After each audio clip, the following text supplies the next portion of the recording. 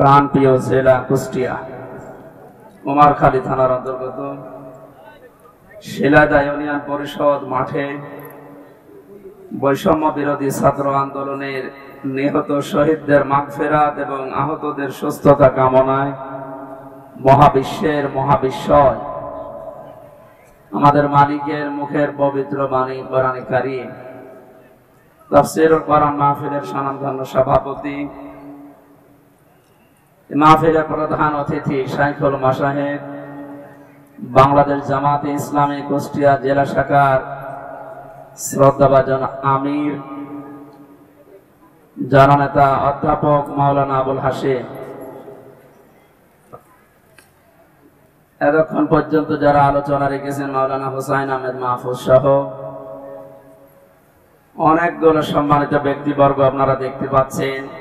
আমার ডানে বামে অত্র এলাকার যারা সর্বজন শ্রদ্ধাভাজন ব্যক্তিত্ব বসে আছে।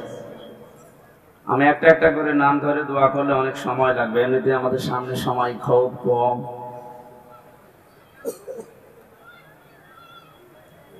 শিক্ষক জিজ্ঞাসা করছিল এক ছাত্রকে, হয়েছিল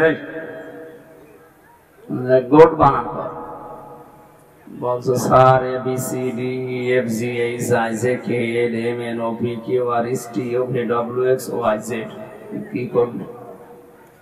বলছো স্যার এর ভেতরে আছে, আপনি বানান করিনি। এখন যত নাম ধরে ধরে দোয়া করবো আমরা একবারে করছি, ওয়ারাফা'না লাকা যিকরা। অনেকগুলো মানুষ তো একটু জোরে বলেন আমিন। সামনে বসা মুসলমান ভাইরা, পর্দার আড়ালের সম্মানিত মা এবং বোনেরা, প্রাণ প্রিয় কুষ্টিয়াবাসী, আল্লাহর দরবারে শুকরিয়া জানাচ্ছি যিনি আমাদেরকে একটা মুক্ত পরিবেশ তৈরি করে দিলেন। এ দেশে এই পরিবেশটা যেন আরো মুক্ত হয়, সেজন্য যা করণীয় এই সমস্ত কাজের প্রস্তুতিমূলক কোরআনে কারীমের আজকের আয়োজন। যাদের উদ্দেশ্যে দিয়েছেন আপনারা লিখে দিয়েছেন বৈষম্য বিরোধী ছাত্র আন্দোলনে নিহত এবং আহত মানুষের সুস্থতা কামনায়। শব্দ দুইটা দিয়েছেন, নিহত এবং আহত। এই যে বৈষম্য দূর করার জন্য পৃথিবীতে আমরা জানি যুগে যুগে নবীদেরকে আল্লাহ যে পাঠিয়েছিলেন যে সমস্ত উদ্দেশ্য নিয়ে, তার ভেতরে এটাও ছিল, তারা বৈষম্য দূর করার জন্য এসেছিলেন। এইটা থাকার কারণে আজ হাজারো মানুষ আমরা নীরবে জুলুমের শিকার হয়েছিলাম। বাংলাদেশের প্রত্যেকটা দিক এবং বিভাগে আমরা দেখতে পেয়েছি যোগ্যতা থাকার পরেও বৈষম্যের শিকার হয়ে দুর্বিষহ জীবনযাপন করে চলেছিলাম, বিশেষ করে এই 17 বছর। কথা বুঝতেছে? দেওয়ালে যখন একেবারে পিঠ ঠেকে গেছে তখন আমরা শেষ পর্যন্ত দাঁড়িয়েছি যে না, এই বৈষম্য আর চলতে দেওয়া যাবে না। বিশ্ববিদ্যালয়ে আমরা জানি অনার্স মাস্টার্সকে যারা যে মানুষগুলো ফার্স্ট ক্লাস ফার্স্ট হয় তাদেরকে শিক্ষক হিসাবে রেখে দেওয়া হয়। তো বাস্তবতা এমন জায়গায় পৌঁছিয়েছিল আপনি ফার্স্ট ক্লাস ফার্স্ট না, তার উপরেও যদি কিছু হয়ে থাকে, আপনার ব্যাকগ্রাউন্ড যেটা আছে দলীয় পরিচয় যদি না থাকে, আপনি ফেরেশতা আজরাইল জিবরাইল হলেও আপনাকে ওই জায়গায় দেবে না। অথচ যে জায়গায় যে চেয়ারটা, এখানে যদি ওই রকম যোগ্য মানুষ না বসিয়ে, যার রোল নাম্বার 71, কত একটা ছেলে এসে বই খাতা ব্যাগ ম্যাগ সব নিয়ে হেড স্যারকে বলছে স্যার ভাই ছুটি দেন, নাই আমি গেলাম। মানে হেড স্যার তাকিয়ে দেখছে যে পজিশনে আছে, ওরে ছুটি দিলেও যাবে, ও না দিলে তার রোল নাম্বার কত? বলছে স্যার 71। 71 মানে ক্লাসে ছেলে মেয়ে কয়টা? 71টা। 71টা ছেলে মেয়ে, ওর রোল নাম্বার 71। ও খুব ভালো ছাত্র, ওর জীবনে কোন উদ্দেশ্য আছে, কোন এম আছে? ও শুধু আসে, খেলাধুলা করে আবার পালিয়ে যায়। আমরা বাস্তবে যা দেখলাম এই 15 থেকে 17 বছরে, যার রোল নাম্বার 1, এই মানুষগুলোকে তো চেয়ারে বসানোর দরকার ছিল। অথচ শুধু বৈষম্য বৈষম্য শব্দটা যে কত নিকৃষ্ট শব্দ, বাস্তবে আমরা এখন টের পাচ্ছি। সব জায়গায়, শুধু শিক্ষা ব্যবস্থা না, প্রত্যেকটা দিক এবং বিভাগে এই শুরু হয়ে গিয়েছিল। এই জুলুম অত্যাচারের বিরুদ্ধে যে মানুষগুলো জীবন দিয়ে গেল, বিশেষ করে আবু সাইদ সহ, মুগ্ধ ভাই সহ যতগুলো মানুষ জীবন দিয়েছে, এদেরকে আল্লাহ শাহাদাতের সর্বোচ্চ মাকাম যেন দান করে।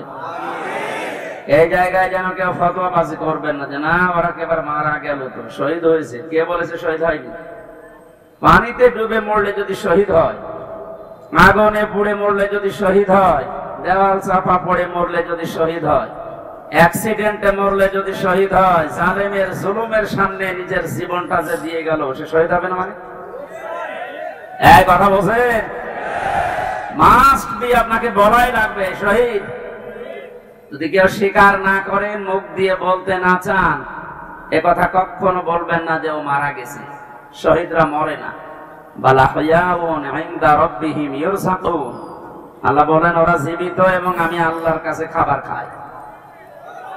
খাবার খেলে আমরা জানি মা শরীরে রক্ত গোশত তৈরি হয় না, হয় না?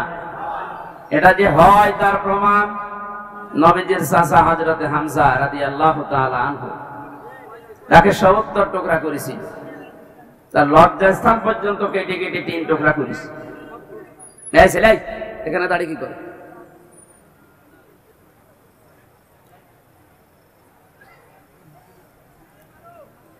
কুষ্টিয়াবাসী হযরতে হামজার এই টুকরা টুকরা অংশগুলো যখন নিয়ে এসে এক জায়গায় করেছিলেন, নবীজি দেখলেন কয়েক টুকরা পাওয়া যাচ্ছে না, যতটুকু পাওয়া যায় লাশটা সাজিয়ে রেখে দিয়েছিল সামনে। নিজের চাদরটা খুলে মাথা থেকে হাঁটু পর্যন্ত ঢাকা ছিল, বাকিটা ঢাকা যায় না। পাহাড়ের লতা পাতা দিয়ে নবীজি নিজে নিজের অংশটুকু ঢেকে দিলেন, কবরে দিলেন, ডাক দিয়ে বললেন মাবুদ, হে আমার চাচা হামজা, জন্মের আগে আমার বাবাকে আমি হারিয়েছি, জন্মের কিছুদিন পরে আমার মা চলে গেছে, দাদার আন্ডারে ছিলাম, তিনিও চলে গেলেন। এ পৃথিবীতে সবচেয়ে বেশি কষ্ট যারা আমার জন্য সহ্য করেছিলেন তার ভেতরে এই লোকটা একজন। তুমি আমাকে নবী বানিয়েছো, রাসূল বানিয়েছো, আমি সাক্ষী দিচ্ছি এই চাচার উপরে আমি এখনো পর্যন্ত রাজি আছি। তোমাকে আমি আহ্বান জানাই মাবুদ, তুমি আমার চাচার উপরে রাজি হয়ে যাও। কথাটা শুনতে যত ছোট মনে হচ্ছে, এ ব্যাপকতা কিন্তু অনেক বেশি। বিশ্ব নবী নিজে দাঁড়িয়ে বলছে আল্লাহ এই চাচার উপরে আমি রাজি আছি, এখনো পর্যন্ত খুশি আছি, আল্লাহ তুমি নিজেও রাজি হয়ে যাও। আল্লাহ খুশি না হয়ে পারবে? নবীজিদের কোনোদিন কথা বলা লাগেনি, শুধু মনের ভেতরে কামনা আসলেই কবুল হয়ে গেছে। অথচ আজকে নিজে তিনি দোয়া করছেন। কবর দেওয়ার ৩০ বছর পর একবার তার কবর ভেঙে গিয়েছিল মদিনায় ব্যাপক ঢলের কারণে। এ রক্তের স্রোতধারা আসছিল। ছোটবেলায় যারা তার সাথে যুদ্ধ করেছিল, আজকে তারা বড় হয়ে গেছে। এই মুরব্বী মানুষগুলো রক্ত অনুসন্ধান করতে গিয়ে দেখে ৩০ বছর আগে মুহাম্মদুর রাসূলুল্লাহর চাচা হযরতে হামজা রাদিয়াল্লাহু তাআলা আনহু উহুদের ময়দানে জীবন দিয়েছিলেন। যেখানে যেখানে কাফেরেরা তাকে টুকরা টুকরা করেছে, ওই জায়গাগুলো দিয়ে ফিনকি দিয়ে রক্ত বের হচ্ছে। মুসলমানেরা যদি খাবার উনি না খাবে, আল্লাহ যে রিজকের কথা জানিয়েছেন, বালা হায়াউন ইনদা রাব্বিহিম ইরসাকুন, তারা জীবিত এবং আমি আল্লাহর কাছে তারা রিজিক পায়। ওরা যদি রিজিকই না পাবে, তাহলে আমার শরীর থেকে রক্ত আসলো কোত্থেকে? আমি ৪ দিন আগে ছিলাম গাইবান্ধার গোবিন্দগঞ্জে। ওখানে সাব্বির নামে ইসলামী ছাত্র শিবিরের এক ভাই ১ মাস আগে শহীদ হয়েছিল। আজকে ৫ তারিখ। গত মাসের ৫ তারিখে শাহাদত বরণ করার পর প্রায় ২৬ দিন পরে কবরটা ভেঙে গিয়েছিল। যারা আমাকে নিয়ে গিয়েছে তারা বলছে ওই কবরে এখনো পর্যন্ত তাজা রক্ত বের হচ্ছে। এজন্য শাহাদাত শব্দটা অনেক কঠিন এবং গুরুত্বপূর্ণ শব্দ। শাহাদাত যারা বরণ করেছে এই মানুষগুলোকে মরে গেছে কখনো বলবেন না, এই জন্য তো শহীদ শব্দ লিখেছে। যারা মারা গেল, যারা শহীদ হয়ে গেল, এই মানুষগুলোকে মৃত বলতে মুখ দিয়ে আল্লাহ নিষেধ করে শুধু শেষ করেননি, মানুষ যেন ধারণাও না করে, এই জন্য ধারণার উপরও আল্লাহ দিয়েছেন নোটিশ। ওয়ালা তাহসাবান্নাল্লাযীনা কুতিলু ফি সাবিলিল্লাহি আমওয়াতা ইলা আখিরি আয়াত। সূরা আলে ইমরানের 169 নম্বর আয়াতের প্রথম অংশে আল্লাহ জানিয়েছেন কোনদিন ধারণাও করবা না যে যারা শহীদ হয়েছে ওরা মারা গেছে। সুতরাং বৈষম্য দূর করার জন্য যারা জীবন দিয়ে গেল প্রায় 1000-এর উপরে ছাত্র ছাত্রী, সবগুলো যেন আল্লাহ শহীদ হিসাবে গ্রহণ করেন, বলেন আমিন। এই শাহাদাত বরণ করানোর জন্য যারা ব্যস্ত ছিলেন এই মানুষগুলো প্রত্যেকেই জালেম এবং যারা এর সহযোগী। নবীজি তিরমিজি শরীফের হাদিসে জানিয়েছে যারা জালেম এবং জেনে শুনে জালেমের সহযোগিতা করে, সাহায্য করে, সাপোর্ট দেয়, ও সঙ্গে সঙ্গে নবীর উম্মত থেকে বের হয়ে যায়। আপনি কি বুঝলেন কি বললাম? এরপরও আমরা দেখতে পাচ্ছি জেনে হোক না জেনে হোক অনেকে উন্মাদনায় উদ্দীপনায় বিভিন্ন কায়দায় জালেমদের এখনো পর্যন্ত সাপোর্ট করে যাচ্ছে, তাদের সাফাই গাচ্ছে।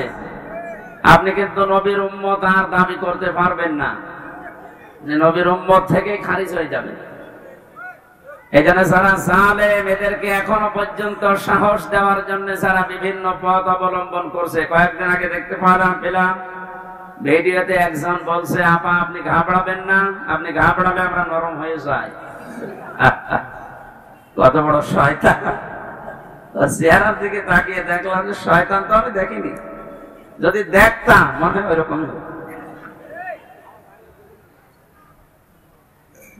সুতরাং বৈষম্য দূর করার জন্য যখন আন্দোলন হয়েছিল, সফল যখন হয়েছি, এদেশে কোনো বৈষম্য থাকবে না ইনশাআল্লাহ।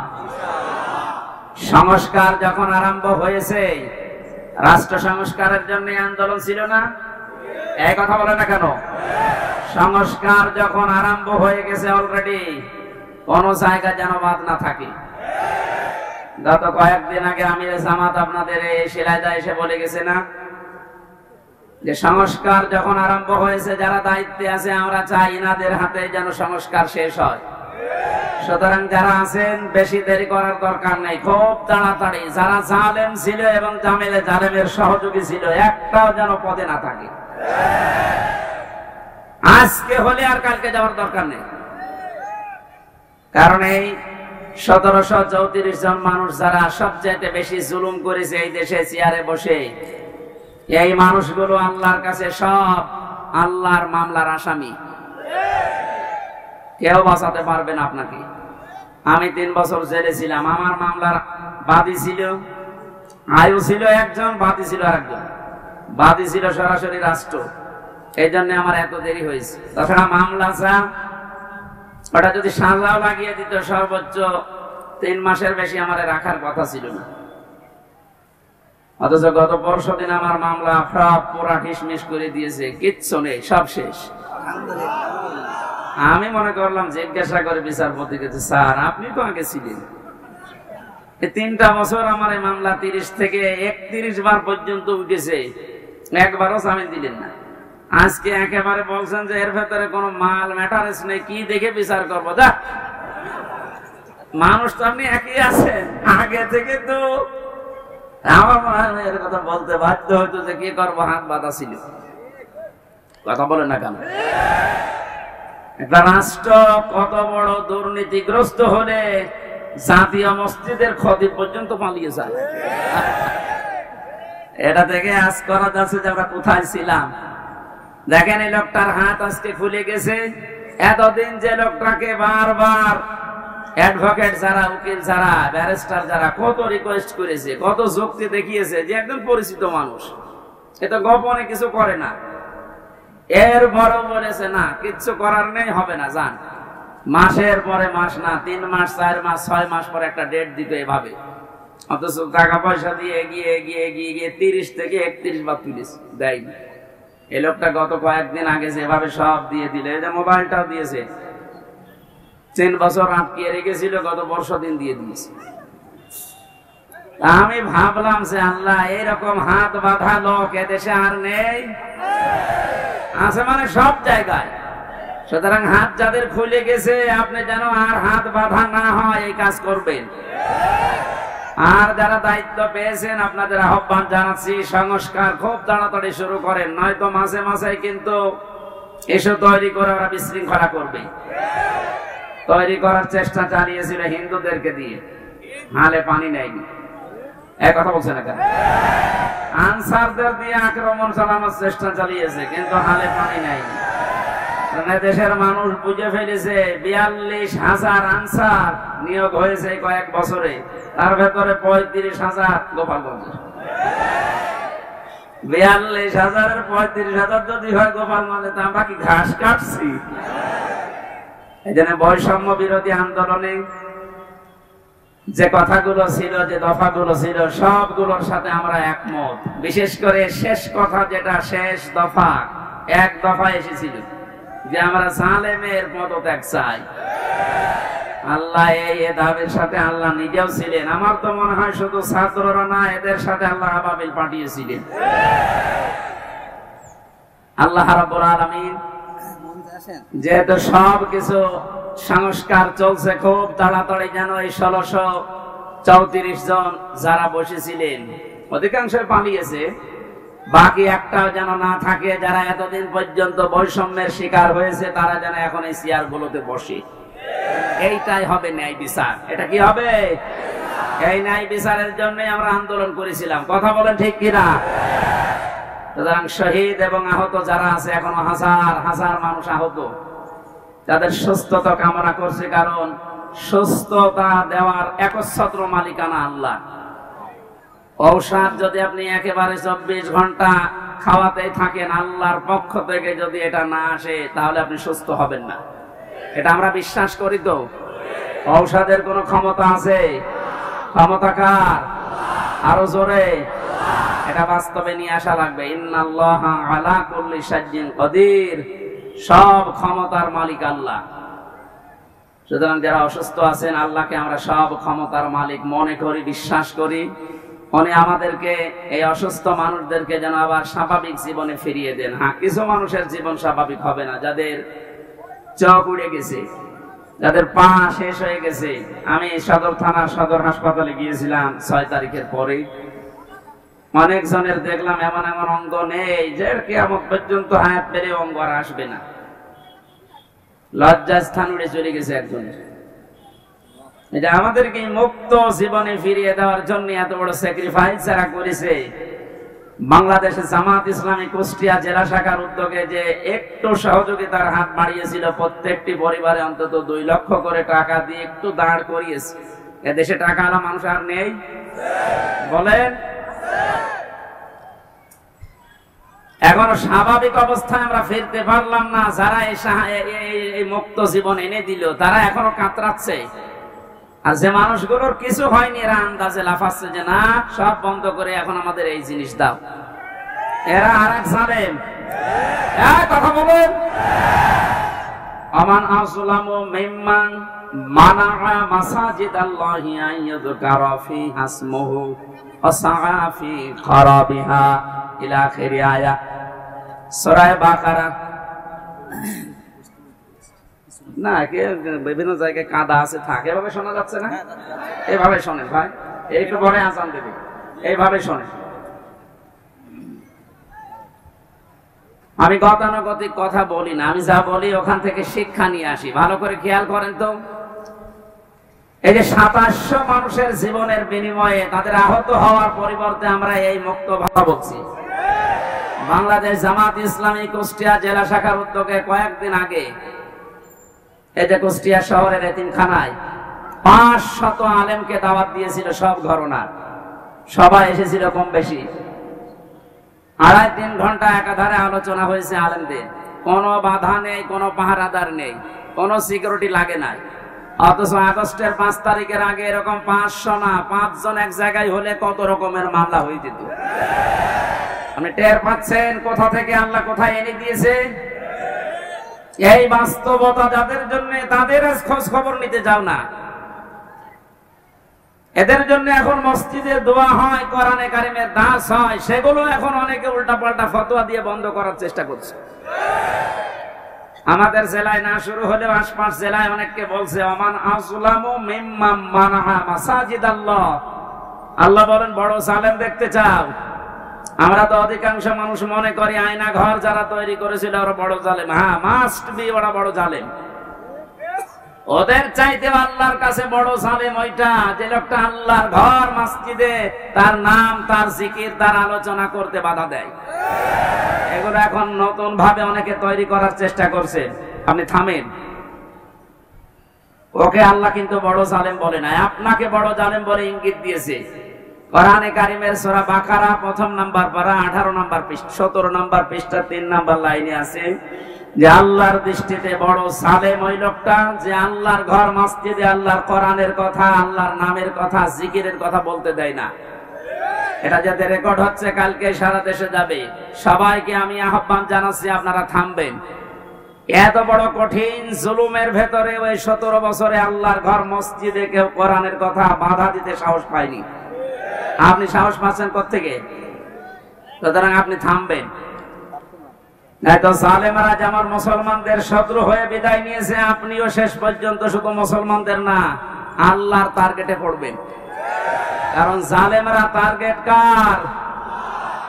এটাকে আমি বানালাম? বলেন।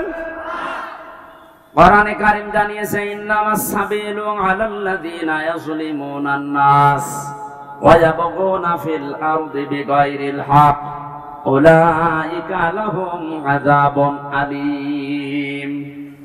সূরা শুরার 42 নম্বর আয়াতে আছে, আল্লাহ বলেন অবশ্যই আমি আল্লাহ নিজে বাদী হব, মামলা দেব, কেস করব।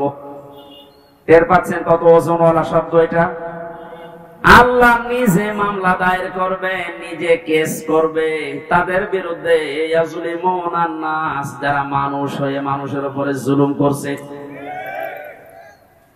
আল্লাহ পাক ইয়াজলিমুনাল মুসলিমুনা দেয় নিজে, যারা মুসলমানদের উপরে জুলুম করেছে তারা আল্লাহর মামলার আসামি না। ইয়াজলিমুনান নাস এটা বহু ইয়াজলিমুনা, এটা মুজারে, বর্তমান, ভবিষ্যৎ, প্রেজেন্ট, ফিউচার। এখন যারা জুলুম করছেন, ভবিষ্যতেও যারা করবেন, আপনি কিন্তু এদেশে হামজার মামলার আসামি না, আপনি সরাসরি আল্লাহর মামলার আসামি।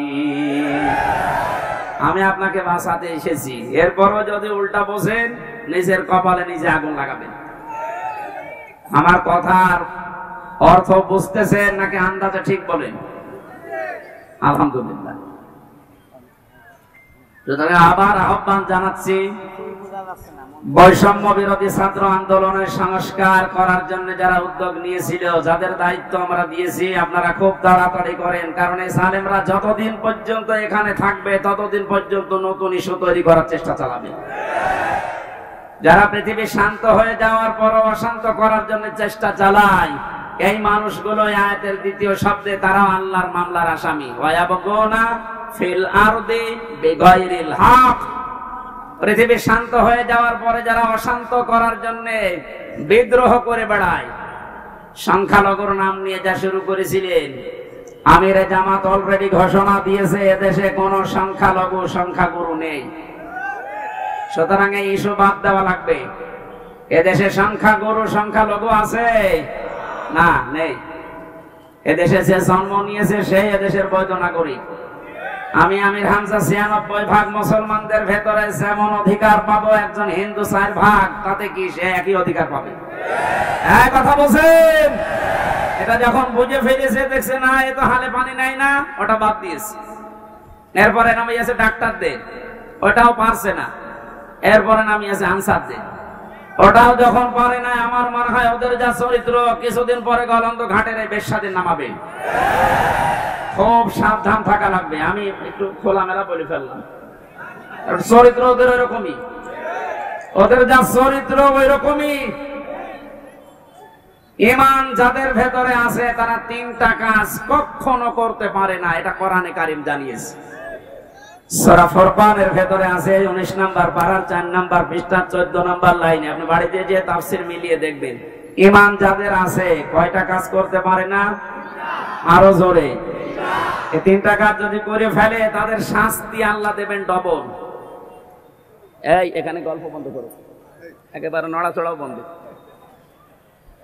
ওয়াল্লাযীনা লা ইয়াদউনা মা'আল্লাহি ইলাহান আখার, আল্লাহ পাক বলেন ঈমান যাদের আছে পৃথিবীতে তারা আল্লাহ বাদে অন্য কাউকে ডাকতে পারে না। এটা অন্যান্য জেলার কথা বাদ দিলাম, আমাদের জেলাতে এখন আস্তে আস্তে তৈরি হয়েছিল রাষ্ট্রীয় ভাবে, অনেকে নিজের অর্থ দিয়ে হলেও এই কাজটা প্রতিষ্ঠিত করার চেষ্টা চালাচ্ছিল। এই যে আপনাদের থানায় মাজার আছে না, লালনের মাজার, কত মানুষ বাংলাদেশের বিভিন্ন প্রান্ত থেকে এসে না জেনে আজটা পুরা উল্টিয়ে ডাকতো, আল্লাহ বাদে অন্য কাউকে ডাকা জায়েজ। আরো জোরে। আপনি বুঝে ডাকেন আর না বুঝে ডাকেন, আপনার শাস্তি ডবল হবে যদি এখনো বন্ধ না করেন। বাংলার বিভিন্ন প্রান্তে গণাটা এখনো পর্যন্ত অনেকে জারি রেখেছে। গত বর্ষা দিন চট্টগ্রামের নূরে বাংলা আর ওই যে জাঙ্গি হুজুর এমন পিটানি খেয়েছে, ইসলামের নাম নিয়ে শয়তান গুলো আল্লাহর নামটা পুরা পাল্টিয়েছে। ওরা আল্লাহর নামে কিছুক্ষণ জিকির করার পরে পরে ইয়ালি বাবা, শালি বাবা, আগলা বাবা, পাগলা বাবা আন্দাজে জিকির বানাতো। তাহলে কোরআনের আয়াত অনুযায়ী আল্লাহর পাশাপাশি অন্য কাউকেও যারা ডাকে তাদের শাস্তি হবে ডবল। আরো জোরে। কি সুন্দরভাবে মিলিয়েছে দেখেছেন। কোরআনে কারীম জানিয়েছে ওয়ালিল্লাহিল আসমাউল হুসনা ফাদউহু বিহা ওয়াযারুল্লাযীনা ইলহিদুনা ফি আসমাই ইলা আখিরি আয়াত। সূরা আরাফ 9 নাম্বার পারার 13 নাম্বার পৃষ্ঠা 4-5 নাম্বার লাইনে আছে, এটা 179 নাম্বার আয়াত। আল্লাহ পাক বলেন আমি আল্লাহর অনেক সুন্দর সুন্দর নাম আছে, যে নামে পারো আমাকে ডাকো, কিন্তু সাবধান আমার নামের সাথে যারা ইলহাদ করে, আমার নামকে যারা পরিবর্ধন করে দেয়, নামের সাথে উল্টা পাল্টা কিছু জুড়ে ডাকে, তাদের সাথে ডাকবা না। আমি এত গভীরে যেতাম না, শুধু রেকর্ড হচ্ছে কারণে বলছি, সারা দেশে কালকে ছড়াবে। আপনারা সাবধান। ঈমান যাদের আছে তারা যেহেতু তিনটি কাজ করতে পারে না, আর তারা যদি করে ফেলে তাদের কিন্তু ডবল শাস্তি হবে।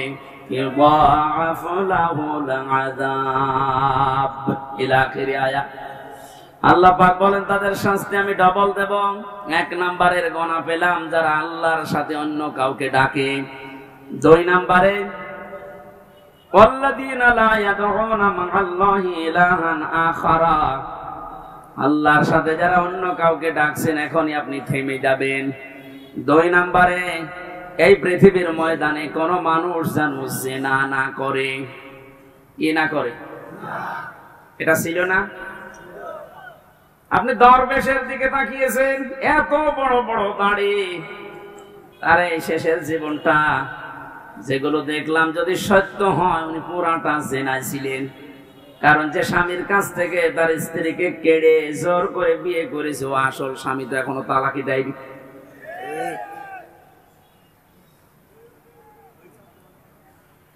আমাদের সাবধান থাকা লাগবে। আমাদের ঈমান যাদের ভেতরে আছে এরকম কোন গুনাহ যেন আমাদের ভেতরে না আসে। মুমিন মরে যেতে পারে কিন্তু জিনা করতে পারে না। শুধুমাত্র লজ্জা স্থানের জেনাটাই জেনা না, হাতের জেনা আছে, মুখের জেনা আছে। হাতের জেনা কি? কোন বেগানা মহিলাকে আপনি হাত দিয়ে যদি স্পর্শ করেন জেনা করার গুনাহ হবে। চোখ দিয়ে যদি ওই রকম নিয়তে দেখেন তাহলে জেনা করার গুনাহ হবে। অন্তরে যদি ওরকম কোন ধারণা নিয়ে আসেন জেনা করার গুনাহ হবে। জেনা করলে শাস্তি কয়টা বললাম? ডবল। বলেন, আরো জোরে বলেন। আমরা যেন মেনে নিতে পারি এরকম মন মানসিকতা আল্লাহ আমাদের দান করুন, বলেন আমিন। আমি আবার বলছি, শেষ কথা, বৈষম্য বিরোধী আন্দোলনে যে সমস্ত দফাগুলো ছিল সংস্কার করার জন্য, এটা রেকর্ড হচ্ছে বলে বারবার বলছি, যারা আছেন তাড়াতাড়ি করেন, নয়তো এরকম কুলু আবার তৈরি করবে। প্রধান বিচারপতিকে দিয়ে একবার চেষ্টা চালিয়েছিল, ছাত্রদের জন্য পারে নাই। আমার তো এই যে 8টা 9টা ইস্যু তৈরি করার যা শুরু করেছিল বিদ্রোহ, আমি দেখলাম সবগুলো আল্লাহ নিজে যেন হ্যান্ডেলিং করছে। সুতরাং যখন কাজ হচ্ছে না আপনারাও থামেন। জালেম তো বিদায় নিয়েছে। কোরআনে কারিমের অনুষ্ঠানে হাজার হাজার মানুষকে নিয়ে আল্লাহর কাছে বলছে, আল্লাহ কিয়ামতের আগে যেন এদেশে চেয়ারে আর কোনো জালেম না আসে। বলেন, আমির জামাত তো এইদিকে ইঙ্গিত দিয়েছিলেন যে এক জালেমের হাত থেকে মুক্ত হয়ে যেন আমরা অন্য কোন জালেমের হাতে না পড়ি। অথচ কিছু মানুষ নিজের দিকে এটা নিয়ে উল্টা পাল্টা ফতোয়া দিচ্ছে। আরে ভাই, আপনার নাম বলেছে, তাহলে আপনি নিজে অবশ্যই ঠাকুর ঘরে কে রে, আমি তো বলা খাই।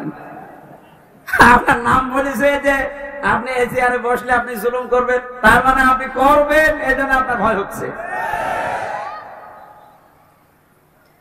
ওনার দূরদর্শিতা সম্পর্কে আপনি জানেন না, তাই উল্টা পাল্টা ধারণা করেন। আমি ওইদিকে আর গেলাম না। সুতরাং আমরা যেন সাবধান থাকি। দরুদ পড়ছি আমাদের নবী মুহাম্মদ রাসূলুল্লাহর উপরে, যাকে আল্লাহ কোরআনে বিশেষ ভাবে 7টা নাম ধরে ডাক দিয়েছিলেন। তার 1 নম্বরের নাম ছিল ইয়াসিন। নাম কি? এখানে কুমারখালী ফাজিল মাদ্রাসা এবং আশপাশের দাখিল আলিম মাদ্রাসার কত সুপার সহ সুপার মাওলানা বসে আছে। ইয়াসিন এটা আল্লাহর ঘোষণা দেওয়া শব্দ। ইয়া হরফে নেতা, ইয়া মানে হে, সিন মানে সাজ্জেদ, সাজ্জেদ মানে নেতা। তাহলে আল্লাহর ঘোষণা দেওয়া নেতা এই পৃথিবীতে মাত্র একজন। কয়জন? এই শব্দের ব্যাখ্যা করতে গিয়ে তাফসিরে কাবীর আল্লামা ফখরউদ্দিন রাজি রহমাতুল্লাহ আলাইহি লিখেছেন, ইয়াসিন শব্দের 5টা অর্থ আছে।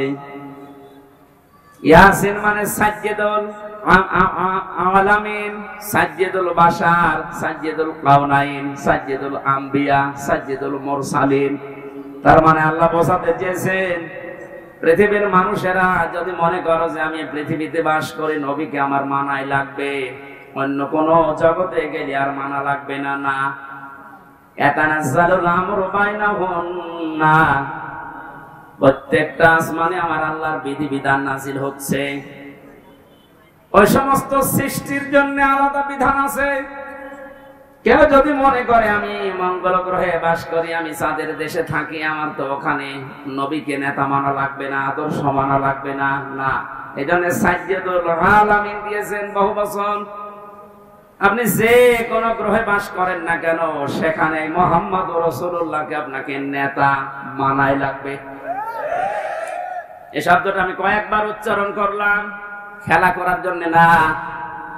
আলেমরা বসে আছে, আহ্বান জানাচ্ছি তাদেরকে, আল্লাহর ঘোষণা দেওয়া নেতা যেহেতু একজন, এই জন্য এই নেতাকে মেনে নেওয়া নামাজের মতো ফরজ।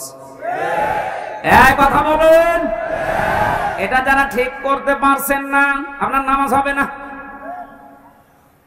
কারণ কিয়ামতে যে বিচারের সিস্টেম গুলো, ধাপ গুলো আমরা দেখেছি, কিয়ামতের সর্বপ্রথম মানুষকে আল্লাহ তার নিজের সামনে যখন দাঁড় করাবেন, 10 জন 20 জন 50 জন না, প্রতিটি মানুষকে আল্লাহ নিজের সামনে দাঁড় করাবে স্রেফ একা একা।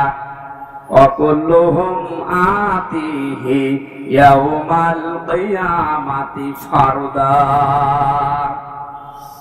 আল্লাহ পাক বলেন সূরা মরিয়মের 95 নম্বর আয়াতে আছে, কিয়ামতে প্রতিটি মানুষকে তার সামনে আল্লাহ দাঁড় করাবেন স্রেফ একা একা। কয়জন করে বলেন বলেন? আপনি এটা নিজের সাথে এখন মিলান তো।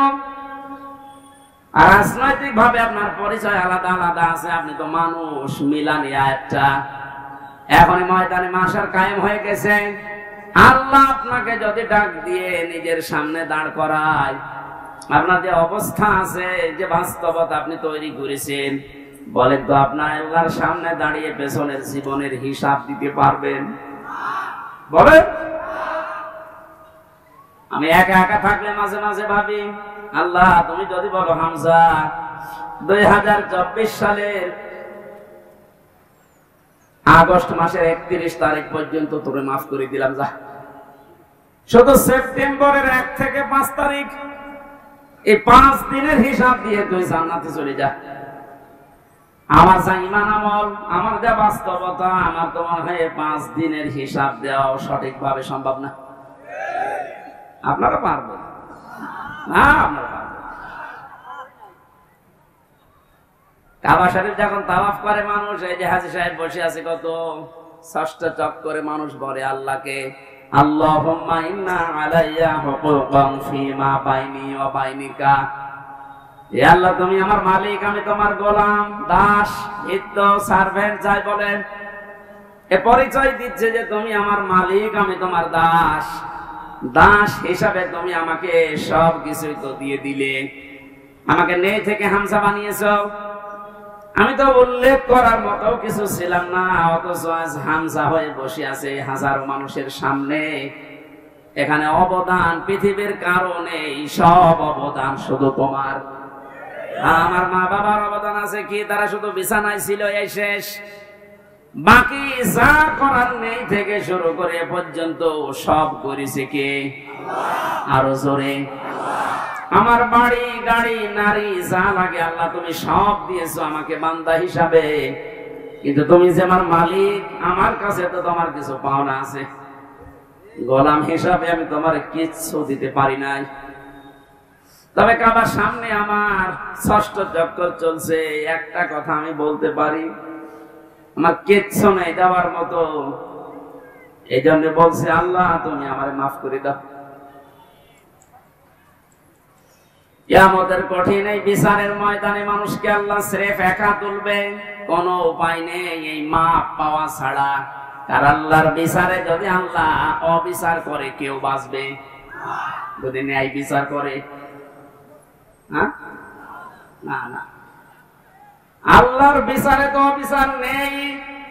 ন্যায় বিচার করলেও কোনো মহারথী ক্ষমা পাবে না, কারণ আল্লাহ ন্যায় বিচার করে যদি বলে শুধু 1 গ্লাস পানির হিসাব দিয়ে যা, পারবেন না। আল্লাহর বিচার থেকে বাঁচার জন্য একটা পদ্ধতি আছে, যে আল্লাহ তুমি মাফ করে দাও। আল্লাহ যেন শেষ পর্যন্তটা আমাদের জন্য কবুল করেন, বলেন আমিন।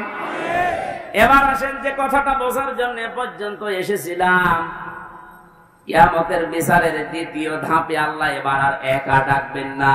ইয়াউমা নাদউ কুল্লা উনাসিন বিইমামিহিম।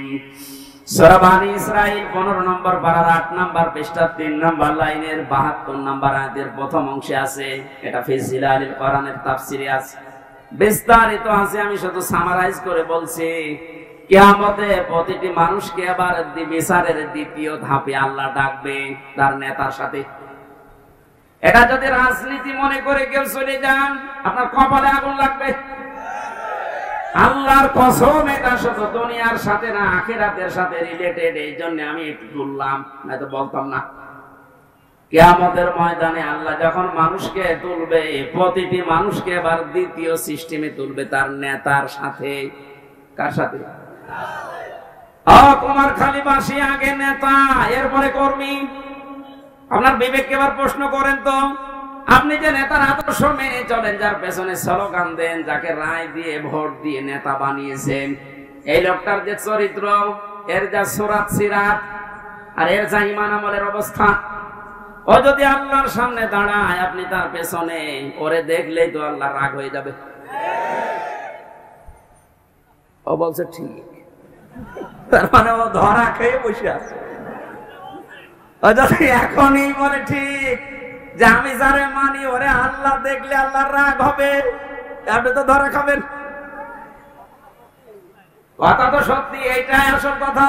আপনি যারা ধরা না খান, সুতরাং এমন মানুষের পেছনে থাকা লাগবে, এমন মানুষকে আদর্শ হিসাবে সামনে নিয়ে আসা লাগবে, যারে দেখলে আল্লাহ খুশি হয়ে যায়। এখন এই লোকটাকে আফজাল সাহেব না, এখন দেখেন তো আফজাল সাহেবের কাটিতে পড়ে কিনা।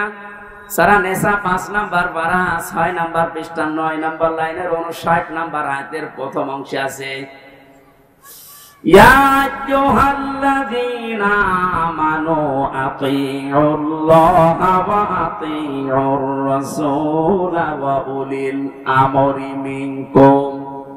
আল্লাহ ঈমানদারকে ডাক দিয়েছেন, ঈমানের দাবি করো, তে পূরণ করবা না। তোমাদের দাবি হচ্ছে তোমরা আল্লাহর ইতাআত করো, রাসূলের আনুগত্য করো, আর উলিল আমর তোমাদের ভেতরে যারা নেতৃত্ব দেয় এদের মেনে চলো। কুষ্টিয়াবাসী, বাংলাদেশের 64 জেলার ভেতরে এই কুষ্টিয়াকে আমি বেশি ভালোবাসি, কারণ এই জেলাটা আমার।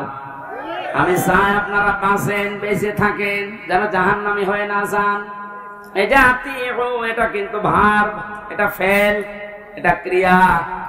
এই শব্দটা আল্লাহ নিজের নামে রাসূলের নামে দিয়েছেন, উলিল আমরের আগে দেননি। কি কথা বলেন না কেন? আমি যতগুলো তাফসীর পড়েছি সব মুফাসসির আয়াতের ব্যাপারে ব্যাখ্যা এটাই লিখেছেন, আল্লাহ রাসূলকে মানা লাগবে, কোনো প্রশ্ন করা যাবে না।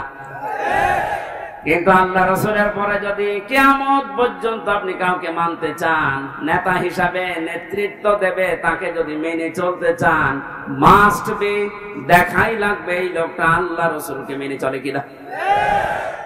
আরে এই আয়াতটা বাংলাদেশে আজ কায়েম হয়ে গেলে তো ইসলাম চলে আসে। এক কথা বলে না কেন? আল্লাহ রাসূলকে যে লোক মেনে চলে না, আমার বাবা হলে ওরে আমি মানি না। এ কথা মানবেন কারা দেখি? লিল্লাহি তাকবীর। এই দেখেন তো, হাত তোলেন কে?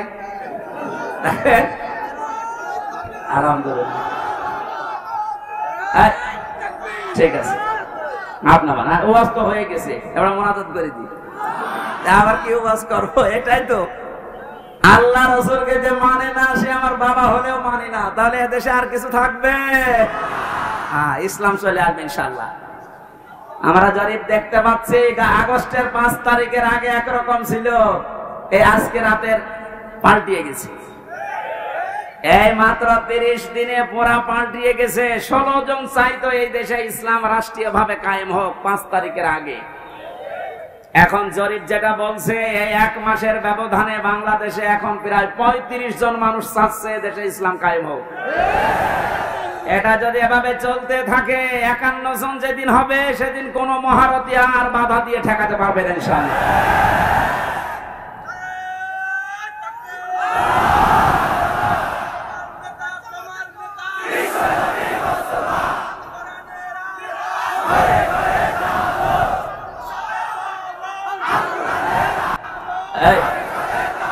কথা বলতে দেন। কয়েকদিন আগে সিরাজগঞ্জে ছিলাম, একটা আমি দোকানে ঔষধ নেওয়ার জন্য, আমার মুখ বাঁধা ছিল, বসে আছি। একটা লোককে বলছে, ভাই যে আমি হামজা আসতেছে, ওয়াজ শুনতে যাবেন না? উনি জবাব দিয়েছে, ওয়াজ কি শুনতে যাব, গেলে তো রাজনীতি হবে। চিন্তা করেন তো ওর মন মানসিকতা কোন দিকে। আমি কি রাজনৈতিক দলের কোন লিডার? এই বলেন, আমি কি ঘোষণা দিয়েছি যে আমি ভোটে দাঁড়াবো? আপনার এত ভয় কেন? রাজনীতি এটা কোরআনের একটা অংশ। 903 জায়গায় আল্লাহ ডাইরেক্ট ইনডাইরেক্ট এই শব্দগুলো দিয়েছে। রাজনৈতিক জীবনে যেন আপনি জাহান্নামে চলে না যান, এই জন্যই তো পাহারা দিচ্ছি। এক কথা বলেন। আর আপনি উল্টা বুঝে, না এটা রাজনীতি হবে। রাজনীতি হবে মানে কোরআন বাদ দিয়ে রাজনীতি আছে? কোরআন বাদ দিয়ে যারা রাজনীতি করেছে, তাকান দরবেশ পর্যন্ত 36,000 কোটি টাকার ইনক্রিজ। যেহেতু কোরআন ছিল না, এই জন্যই তো এত দুর্নীতি। কোন জায়গায় যেন এই দুর্নীতি আর ফিরে আসতে না পারে। আল্লাহ রাব্বুল আলামিন নবীকে ডাক দিয়েছিলেন কয়টা নাম ধরে? 7টা। কয়টা? 7টা নামে ডাক দিয়েছেন পুরা কোরআনে। তার 1 নম্বরে হচ্ছে ইয়াসিন। সুতরাং আপনি যদি পৃথিবীর কোন জায়গায় বাস করেন, আপনাকে নেতা হিসাবে, আদর্শ হিসাবে মানা লাগবে মুহাম্মদুর রাসূলুল্লাহকে। যদি বলেন না আমি পৃথিবীতে থাকি না, আমি থাকি মঙ্গল গ্রহে, ওইটা কার? বলেন বলেন। এই জন্য মুফাসসির দিয়েছেন সাইয়্যিদুল আলামিন। বহু বছর যেখানেই থাকেন সেখানেই নবীকে মানা লাগবে কিয়ামত পর্যন্ত। আল্লাহ আমাদেরকে অনেকে বলে যে ইয়াসিন সূরা একবার পড়লে 10 খতম কোরআন শরীফের সওয়াব হয়। হয়। এর ভেতরে যে 83টা শিক্ষা আছে, আপনি তো একটাও মানেন না। কিসের সওয়াব হবে আপনার? এর প্রথম শিক্ষা এইটা যে ইয়াসিন আল্লাহর ঘোষণা দেওয়া নেতা কয়জন? নেতা নেতা বারবার বলছে মানে রাজনীতি মনে করছে? এটা যদি রাজনীতি হয় এইটাই রাজনীতি। বলেন বলেন।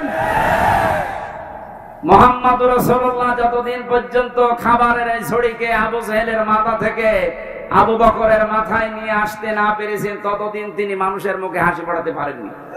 খাবার তো একই ছিল, খাবার একই ছিল না, শুধু ছড়িটা আবু জেহেলের মাথা থেকে নামিয়ে আবু বকরের মাথায় তুলে দিয়েছিলেন, হযরত ওমরের মাথায় তুলে দিয়েছিলেন। সিস্টেম একই ছিল, মানুষও এক, খালি পাল্টিয়েছে ছড়িটা। ওর জামানায় থাকতে মানুষ না খেয়ে মরিছে, আর হযরত আবু বকর ওমরের জামানায় এসে মানুষ না খেয়ে মরিছে। আমরা তো এইটাই চাই কোরআন দিয়ে। কথা বলে না কেন? আল্লাহ ঘৃণিত করে দেন যে মানুষগুলো সীমা ছাড়িয়ে যায়, তাদের বসবাসের জায়গা পর্যন্ত আল্লাহর কাছে ঘৃণিত। এটার বাস্তব প্রমাণ হচ্ছে আবু জেহেলের বাড়ি। কাবা শরীফ তাওয়াফ করার পরে আমি যখন উপরে গেলাম দেখলাম আমার পেটে ব্যথা করছে। পুলিশকে ডাক দিয়ে বললাম, ভাই এতক্ষণ তো ভালো ছিলাম, এখন পেটে ব্যথা করছে মানে? পুলিশ তার আমার ভাষা বোঝে নাই। আমার বলছে, ইয়া হাজিউল হুজ্জাত আয়না বিলা দোকান। ও হাজি, দেশ কোথায়? জি তুমি বাংলাদেশ। বাংলাদেশ থেকে এসেছি। ওর ভাষা দিয়ে আমারে বোঝাচ্ছে, ভাই হাজি সাহেব আপনি জানেন না এটা কোন জায়গা? না তো। আবু জেহেলের বাড়ি। আপনি এখনো পায়খানা না করে দাঁড়িয়ে আছে, তাড়াতাড়ি করেন। সত্যি কথা বলছে, পায়খানা করে দেখি পেটের যে ব্যথা ছিল সব ভালো হয়ে গেছে। আল্লাহ আমাকে জানাতে চেয়েছে, হামজা 4.5 লাখ টাকা খরচ করে আসলে ওই সময় 16 সালে, এখনো পায়খানা না করে দাঁড়িয়ে আছো, তাড়াতাড়ি করো। ওর বাড়ি পর্যন্ত আল্লাহ এত ঘৃণিত, এত নিন্দিত বানিয়েছে। জায়গাটা কিন্তু দামি জায়গা, কাবার পাশে। এমনকি নবীজির বাড়ি ওর বাড়ি থেকে কাবার থেকে আরো দূরে ছিল, কারণ কাবার পাশে আবু জেহেলের বাড়ি, এরপরে নবীর বাড়ি। কাবার পাশে যতগুলো জমি জায়গার দাম বেশি না কম? বলেন। শুধু জালেমের বসবাস হওয়ার কারণে আল্লাহ আন্তর্জাতিক টয়লেট বানিয়ে দিয়েছে। তাম দুনিয়ার মানুষ এই কাজ করে। কি আমি এতক্ষণ কি বলছি? এদেশে যারা জুলুম করেছে তার জায়গা জমি বাড়ি ঘর যত দামি হোক, এটা আল্লাহর কাছে এখন ঘৃণিত। কারণ দেখবেন মুজদালিফা থেকে যখন মানুষ যায়, একটা জায়গা আছে খুব তাড়াতাড়ি হাঁটে, কারণ এটা গজবের জায়গা। জালেমদের এই জায়গাগুলো এত বেশি ঘৃণিত, নিন্দিত, এত বেশি অপমানকর হয়ে যায় আল্লাহর কাছে, আল্লাহ ওইটাকে পর্যন্ত আর পছন্দ করে না, ওখানে জালেম থাকতো তাই। সুতরাং বাংলার কুষ্টিয়া জেলা সহ যত জায়গায় জালেমের বসবাস ছিল, আহ্বান জানাচ্ছি যারা দায়িত্বে আছেন এই জায়গাগুলো ইন্টারন্যাশনাল পায়খানা বানিয়ে দেন। একটু বেশি বলে ফেললাম? না না, বেশি হয়নি, কম হয়েছে। কারণ এই জায়গা থেকেই তো ইসলাম মানবতা ধ্বংস করার জন্য ওখানে বসে বসে দুর্বিসন্ধি করত। কুষ্টিয়া এরকম জায়গা ছিল না, যেখানে যেখানে ছিল ওগুলো পায়খানা বানিয়ে দেন।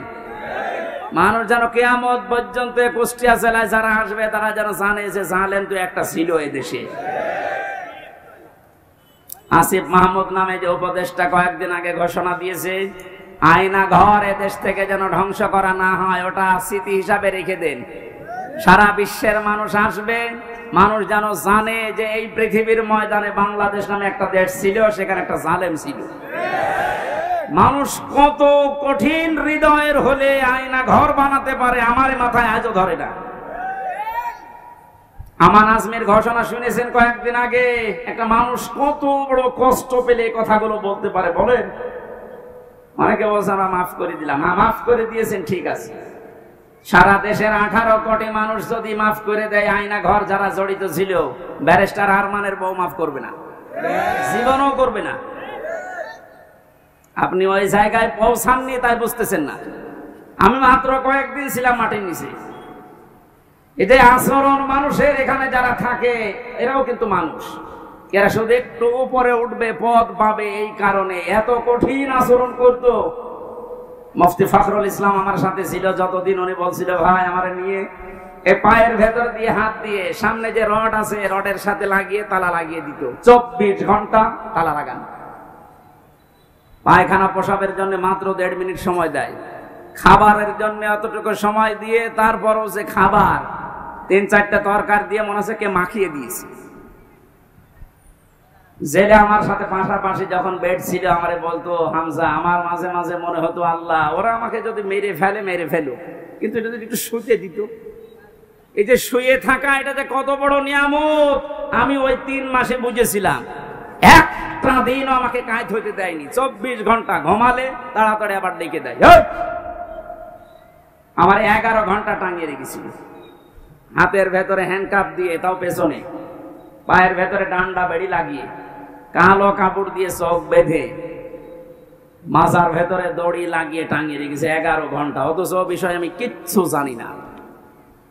একটু যদি পা মারতে ঠেকে যায়, উপর থেকে 4 তলা 5 তলা থেকে ক্যামেরা দেওয়া আছে, গরম দেয়, একবারে ঘুম ভেঙে। এই দুপুর 2টায় নিয়ে গেছে, একবারে রাত 11টায় নিয়ে এসেছে। বলেন তো একটা মানুষ এভাবে টিকে থাকতে পারে? আমার নামাজ পড়তে দেয়নি। জোহর, আসর, মাগরিব, এশা সব নামাজ আমি ইশারায় পড়েছিলাম। ও কখন সময় হচ্ছে কখন সময় হয় না আমি তো কিছু জানি না, কারণ মাটির নিচে। কঠিন পরিস্থিতি তৈরি করে এখন অনেকে বলছে, হ্যাঁ কি করেছে যে ওর পালিয়ে যাওয়া লাগলো? কি করেছে মানে টের পাচ্ছেন কি করেছে? চলেন আপনারা 10 দিন একটু রাখি, কি করেছে আপনাকে দেখাবো।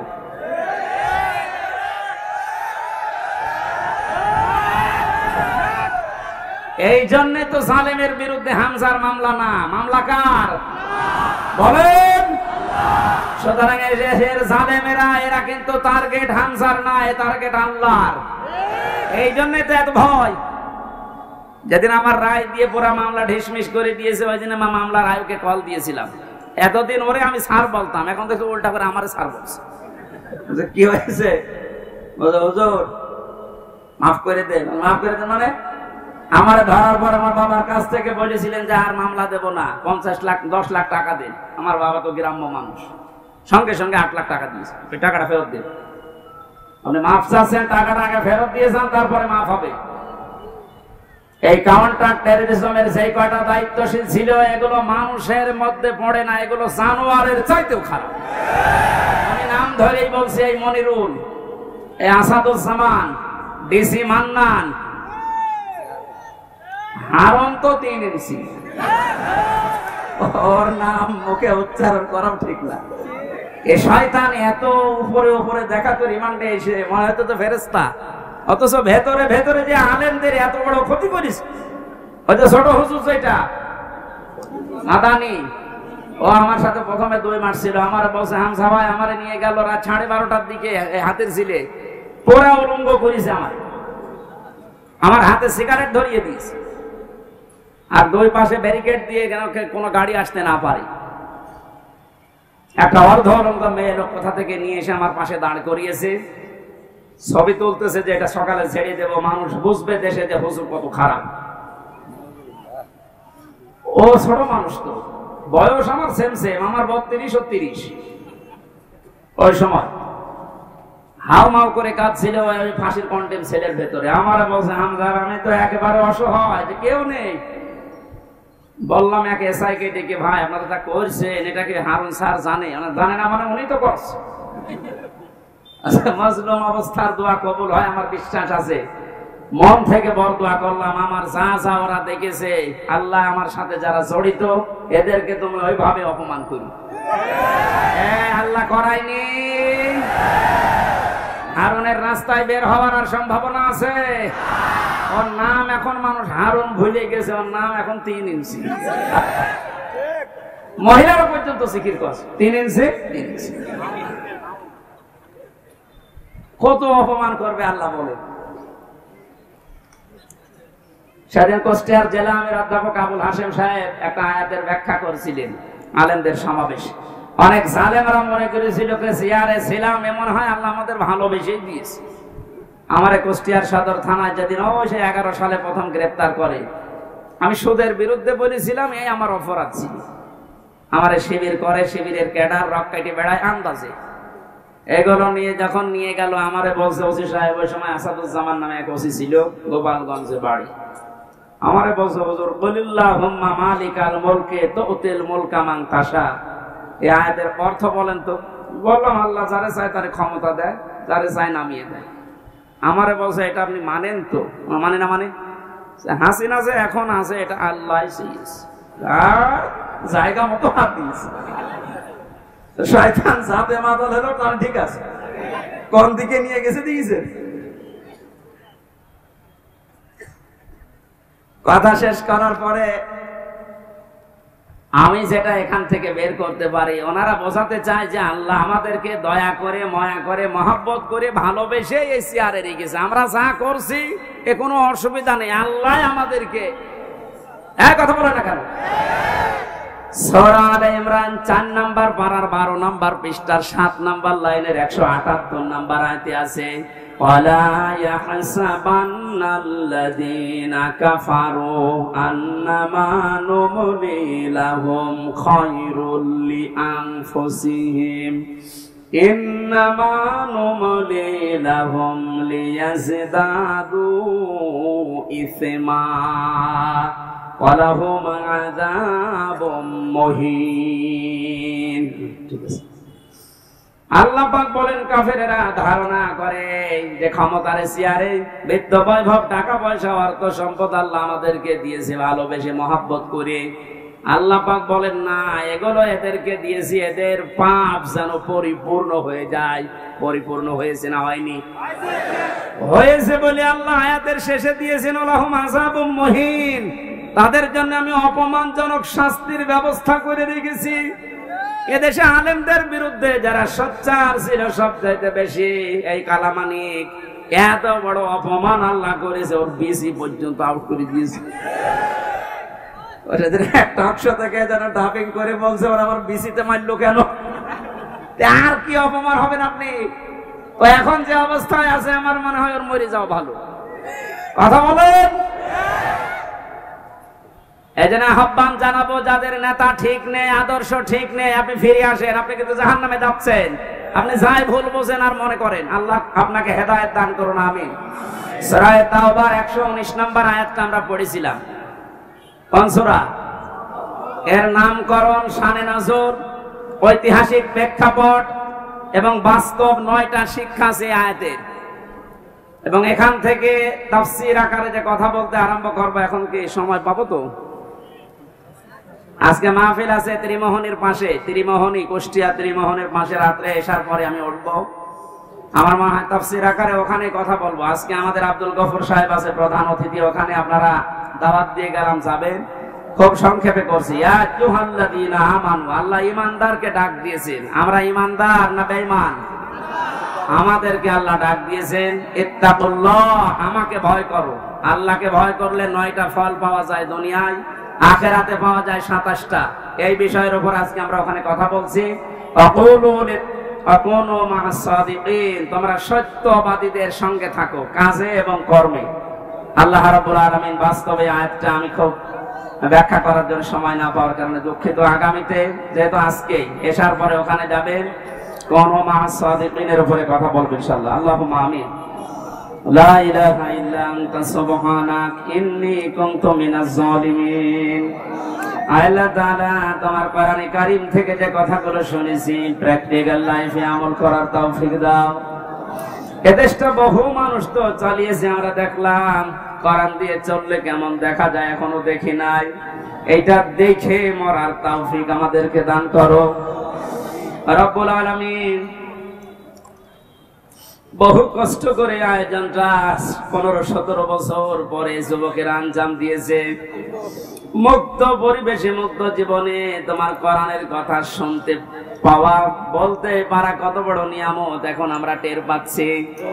এই নিয়ামত যখন আমাদেরকে দিয়েই দিয়েছো আল্লাহ, কিয়ামতের আগে যেন এদেশে কোনো জালেম আর আসতে না পারে। এই সন্তানদেরকে যে মাটা পেটে নিয়েছে, মায়ের পেট তুমি ধন্য করে দাও। মা বোনদেরকে পর্দায় থাকার তৌফিক দাও।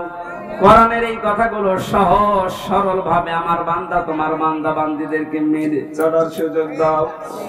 বারাকাল্লাহু লানা ওয়া লাকুম ফিল কোরআনিল আযীম। মরণ আসলেই তুমি আমাদের মুখে বের করে দিও লা ইলাহা ইল্লাল্লাহু মুহাম্মাদুর রাসূলুল্লাহ।